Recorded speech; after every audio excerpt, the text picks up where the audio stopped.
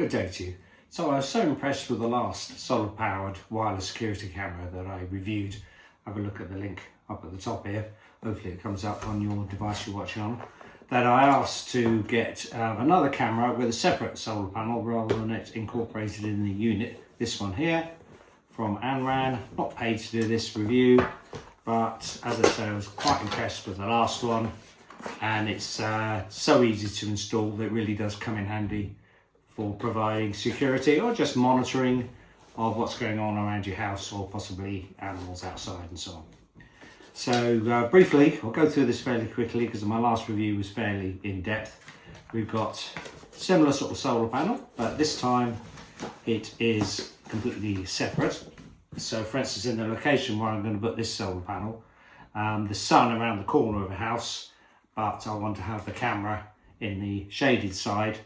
So having the solar panel separate allows for that. We've got some reasonable instructions in different languages. Bit about warranty with the QR code. This is the unit. So a couple of antennas, and it slots on with this bit on top. So we've got some plastic we have to peel off that protects the lenses. Got some rather useful 24-hour surveillance stickers to stick on the doors, and then we've got some screws for mounting it with some rather useful templates and an extra waterproofing rubber bung. So we have got a USB connection, C connection down the bottom for connecting your solar panel. And what I'd recommend that seems to work is feeding it through the rubber bung first, plugging it in, and then putting the bung on top of that. It seems to give it a nice tight fit. And under the flap at the bottom, we've got a reset and an on button. So pull that out. So the on button is on this side. Press and hold for a few seconds. I think it makes a noise. There we go. And yeah, we have a little blinking light on the front. Come to the setting up of that in a minute. And I think, yeah, we'll also take the opportunity to plug in the solar panel as well. Just show how that goes. USB plug through the rubber bung, like so, and then push it home. There's a little click, and then you can push the rubber bung around it so that it's nice and watertight. Now when I first got this, because I know these things have rechargeable batteries in them as well, I actually plugged it into my home mains phone charger so that it was ready to go and all 100% charged up. They normally come with something like 70% charge or so. So this is the wall mounting, 3 screws for it. What else do we have? We have a cable in case you want to plug it into a phone charger to charge it up. Based on the performance of the other outside one, then I found it wasn't necessary to connect anything to it, any power source to it. Solar panel was enough, and surprising how much it did provide. What else have we got? So we got also underneath the power button, see here, is the slot for bringing your memory card in. So it doesn't come with it, but I bought this 128 gig SanDisk memory card. Let's make sure we get it the right way around. Let's see which way it seems to fit the best.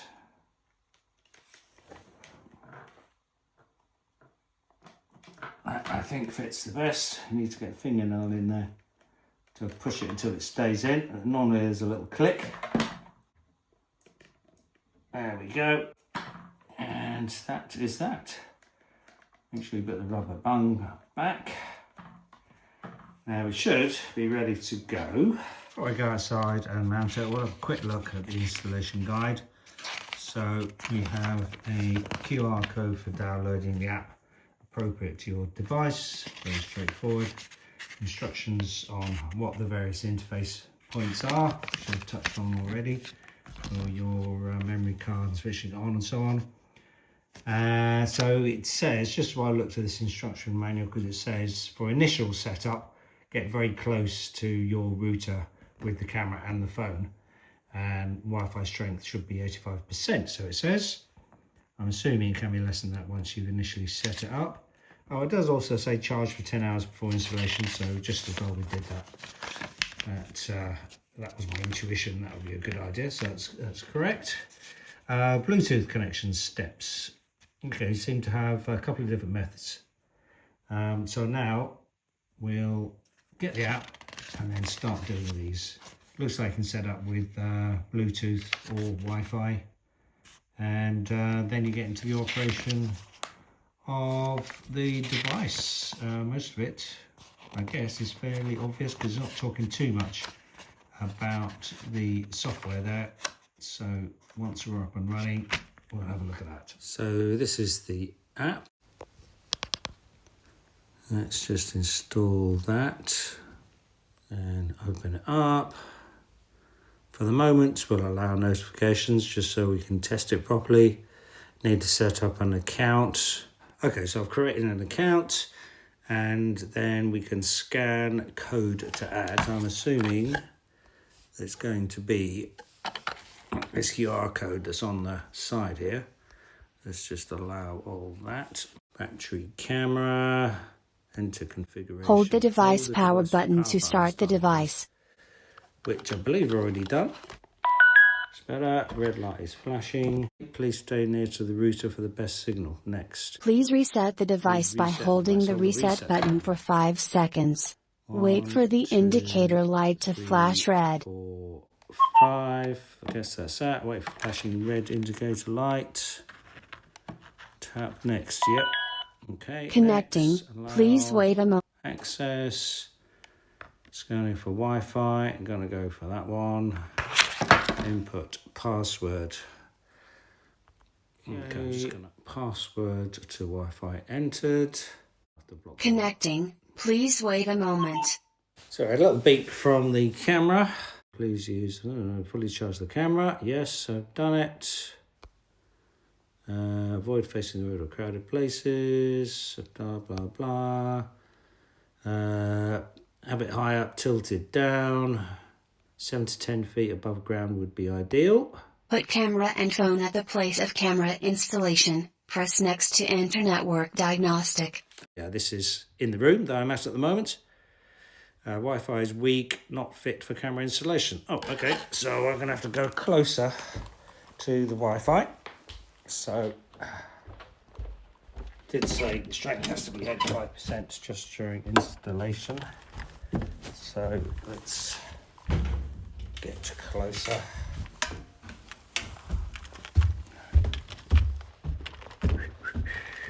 There we are, strong now. Check for updates. Automatic firmware upgrade. Back home. Loading finished. Okay, so initially it wasn't detecting the SD card. Maybe I put it in too early. So turn the camera off and on. And now when I turn it on, it comes up with this prompt to say the card needs to be formatted, which is normal. It's 128 gig card. So I think that's the maximum size that the camera can take. It's a good size for a reasonable amount of recording on it. And that is now done. So let's just see. Yeah, it recognises now the card as about 120 gig, which is near enough right. I'm going to temporarily turn off alert notifications. And let's modify motion detection, otherwise it's going to trigger loads of these. Turn off motion detection for the moment until we actually install it, and then we can see how well it works. So first we mount the solar panel, and you can see the sun is coming from that direction for a good part of the day. Get where you think is the right angle, and then it's just a matter of screwing it onto whatever substrate you've got, and if you need to drill holes in brick, put the wall plugs in first. And for the camera, I'm going to mount it roughly in this sort of position, and as you can see, it's a fair distance away from the solar panel, so this is where the separate solar panel really comes in handy, as they say. So So similar to before, we can just screw straight into the facing board, and that only took about a minute or something, and then the camera just rams straight on like that. I think probably should have had the aerials pointing down before I did that, but hopefully that will still have good enough reception. And that's one of the aerials flipped down for slightly stronger reception, and the cabling tucked up underneath the gutter. The unit will actually pull off those clip-on mounting systems. If you want it to be less removable, I'd recommend maybe putting a few screws through into it or something. But yeah, that's good enough for now. Neat enough. Okay, so this is the app that it got with it set up. I've had some notifications of it detecting movements, which is just me walking around. And so the way to look at that is to tap on that part of the screen. That's the live view, and I believe if you tap on history, it then where these little marks are, see those little blue lines around the middle there? Those are bits of activity, and it'll skip forward to the next one, and the next one, and so on. You're going in the garage. So an easy way to review any activity that you've had. Reasonable playback quality and speed. You can zoom in on the recordings as well as zooming in on the live view. It's got the correct time and date on it, and actually it's quite a fine resolution, actually not too bad at all. So history is showing you what's recording on the SD card. Exploring lots of different products. That one was rather like the one I had before. And talking about products and prices, I suppose, then have a look in the video description section of this video review to see any links for buying these. Probably something like Amazon. There may be some links direct from the manufacturer that will come in handy, but that's actually not too expensive.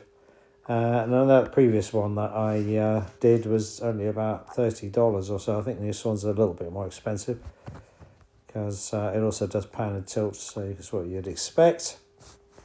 Anything else we need to talk about on here?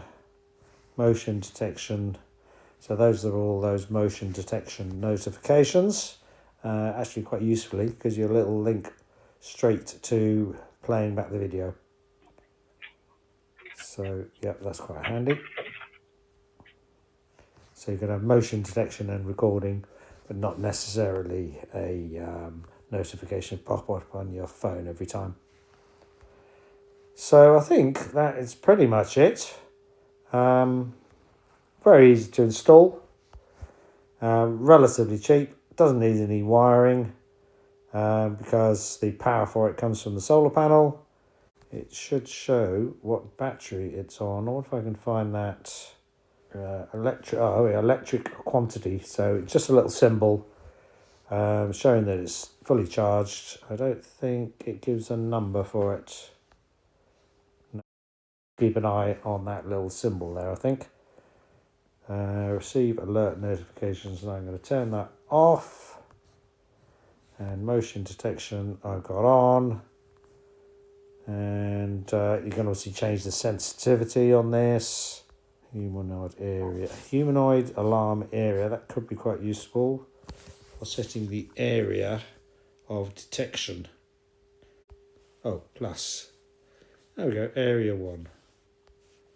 So you just drag out where you want humans to be detected.